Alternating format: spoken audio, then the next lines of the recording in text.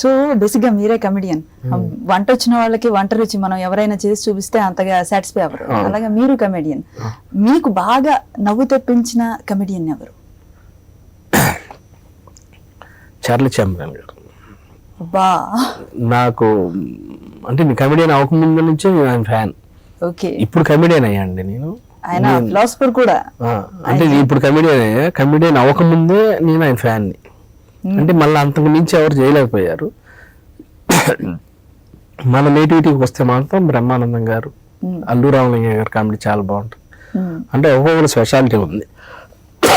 Sorry, ఒక్కొక్కరికి ఒక speciality ఉంది.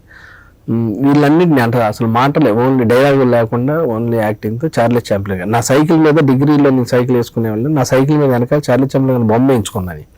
దానికి వాడు 50 రూపాయలు అడిగితే ఇంట్లో ఏడ్చి గట్టి బతిలు ఆడుకొని చేయించుకొని అంతే. చార్లీ చాప్లిన్ గారు. మీరు నమ్మే సూక్తి ఏంటి లైఫ్ పరంగా? నవ్వు నవ్వించు అంతే, నవ్వుతూ ఉండాలి, సరదాగా ఉండాలి, అంతేగాని ఇంక వేరేది ఏం లేదు. ప్రతిదీ టెన్షన్గా మాత్రం తీసుకోకూడదండి. కొంచెం ఒక్క నిమిషం ఆలోచించితే దానికి పరిష్కారం దొరుకుతుంది. ఇన్నాళ్ళ ప్రయాణంలో వెనక్కి తిరిగి చూసుకుంటే ఎలా అనిపిస్తుంది మీకు? కొంచెం గర్వంగా, కొంచెం సంతోషంగా, కొంచెం భయంగా అనిపిస్తూ ఉంటుంది. పర్లేదు. అవును, నేను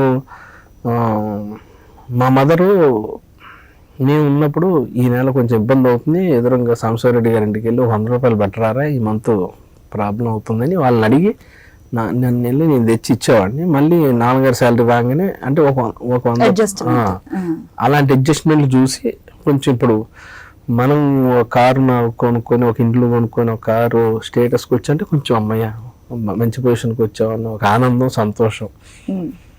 చుట్టాల్లో అంతకుముందు చూడని వాళ్ళు కూడా, అంతకుముందు పెద్ద మాట్లాడిన వాళ్ళు కూడా ఫంక్షన్ ఉంది రావాలి, వీడు రాకపోతే ఎలానే, ఆడ రాకపోతే అని కూడా పిలుస్తారు. అయినా వెళ్ళాలి, మా మదర్ని తీసుకొని వెళ్ళిపోతాం, మేము అందరం కలిసి వెళ్తాం. అప్పుడు కొంచెం గర్వం, సాధించామని. ఇది ఎన్నాళ్ళు నిలబెట్టుకుంటానో భయం. బాగా చెప్పారు. అంతే, ఈ 3